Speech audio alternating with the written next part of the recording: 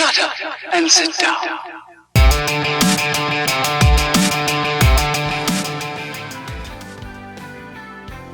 Let's remember what we're doing in sales. We're moving people from confused to excited, from lost to found, from helpless to happy.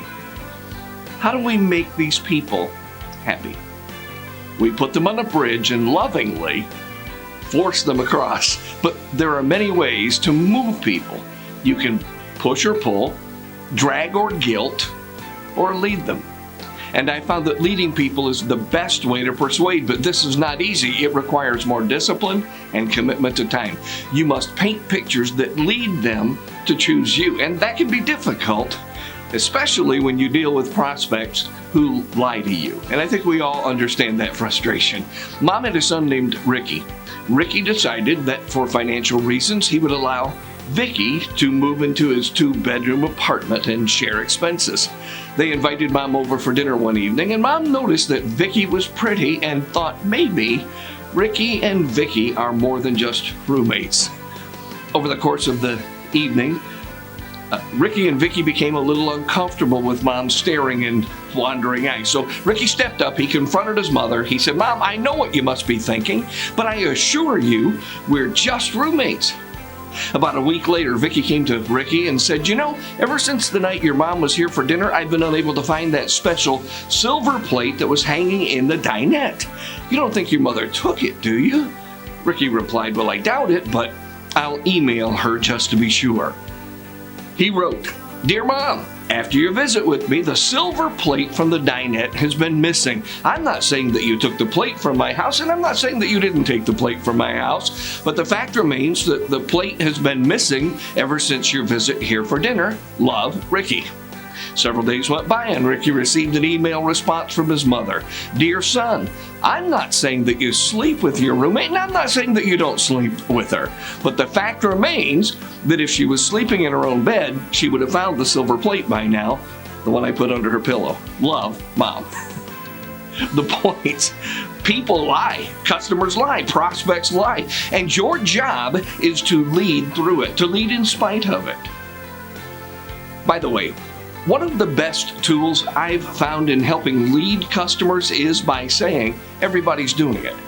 For instance, if I know the best coverage is broad form collision with a slightly higher deductible versus standard collision, because either it's the best coverage or the best choice at the price point, combined with a 0 comprehensive deductible, especially since I know you're 4 times more likely to use your comprehensive insurance than your collision, and since comprehensive is for things that are an act of God type things that are not your fault, I don't think you should ever have to pay a deductible for something that isn't your fault, like hitting Bambi or someone stealing your car, getting your car keyed. I would say, everybody's choosing this coverage. It just makes good sense. That's a wordy example of leading. Now, back on point. How do I lead? How do I get people on the bridge from confused to excited? 3 ways. Number 1, actively listen. It is an art. You heard it said, you've been given 2 ears and 1 mouth, so you can listen twice as much as you speak. But I love the following statement because it paints the picture of a proactive listener. Here it is. He who speaks the least earns the most. That's it. That's it. Now, maybe you've just rambled on with a customer in a discussion. You got a little wordy, enlightening, kind of like the preceding paragraph I just gave you on the difference between broad form collision deductibles and all that. So you led by making trustworthy statements. Good. Do that. But now, listen. Let him speak. Don't bulldoze your prospect. Early from the start, make him believe that you're listening and don't act. Really?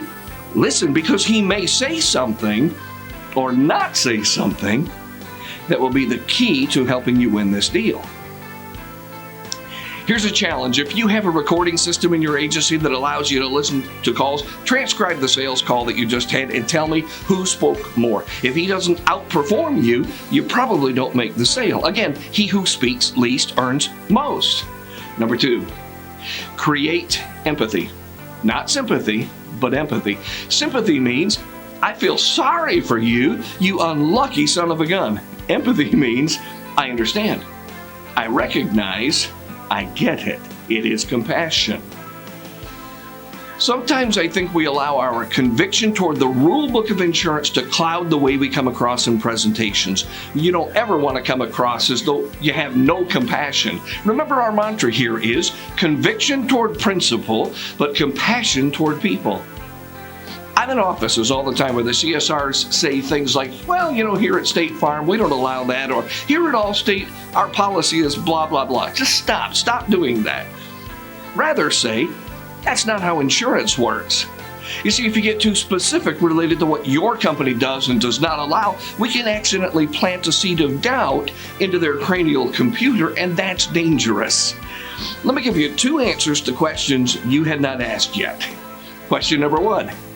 What is the number one thing I can do to create empathy? The answer is ask questions. The average sales guy has no idea how to do this. He goes into download mode and he dumps all the features in a few breaths of unpaused diatribe. That must be exhausting every day. But think about your customer. Nobody ever listens to him. I mean, the kids, the wife, the employees, the friends, social media, nobody listens to that guy. Ask him some questions so he actually believes that you care. Question number 2, you might say, well, Mark, you told me the best thing I can do to create empathy is to ask questions. I think I can do that. That may lead you to ask the second question, and that is, what is the number one thing I can say to create empathy? And the answer is nothing.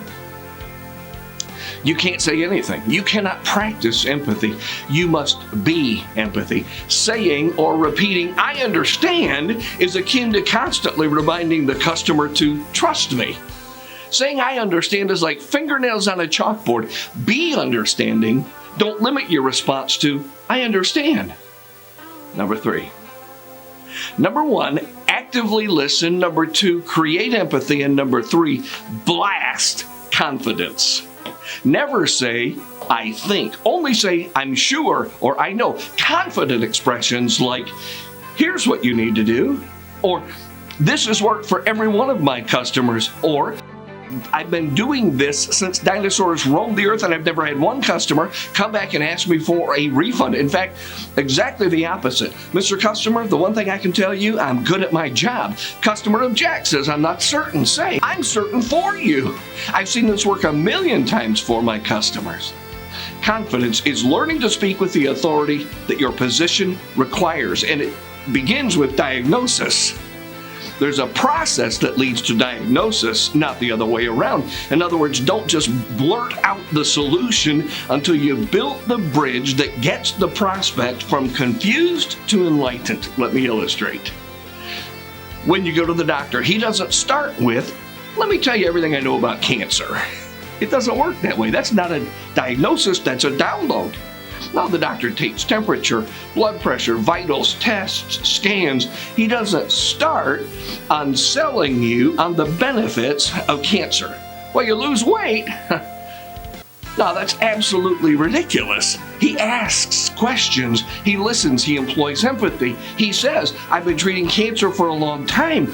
I've seen this type of cancer thousands of times before. I've treated it. I've cured it. Well, to summarize, purchasing cut-rate car insurance is akin to risking everything. So, after you've built a strong base of communication and you've earned the right to speak by listening, being empathetic, and displaying confidence, feel free at this point to drop your diagnosis. What is that? Well, if you don't go with me, you may be sorry in a claim situation. My customers say that the number one reason they went with me was the promise, or the number one reason they stayed with me is because I kept my promises. I've never lied to one human in this business, and it shows in my numbers. More importantly, it shows in my reputation. Or, you can find some people who may say some bad things about me. I've been a pastor, sales owner, agency leader, a husband, a dad. In retrospect, you probably find several people who would say something bad about me, but not one of them will ever be a customer, one from the past, present, or future, and I'm proud of that. Now, if I'm holding a mic, I drop it and walk away. You cannot lose what you do not have. So after you've shown that you can shut up and listen, exhibit empathy, and blast confidence. Take a risk and speak your diagnosis with confidence. The only reason many of you don't is you don't believe what you're saying makes that great of a difference. And if that's you, I agree. Don't speak with confidence. In fact, don't speak at all. Get out of the business or find a company you can represent that actually keeps its promises. But for the rest of us, which is 99% of the people I'm addressing through this medium right now, speak up. Warn your customers. Act like you're the woman standing on the road in a storm, watching the cars passing you when you know the bridge is out. I can hear you shouting, "The bridge is out! The bridge is out!" You shout it with confidence. And even if you're not totally sure that the bridge is out, like you heard a rumor that the bridge was out, or you read it on Facebook, you wouldn't shout, "I think the bridge is out. I think the bridge is..." No! Stop! Stop! Let's figure this out together, whether the bridge is out while you're still alive. No more download. It is diagnosis or bust. This is the bridge over troubled waters. It is the quickest and the safest way to the sale. You've been a great audience as always. I will see you in our next episode.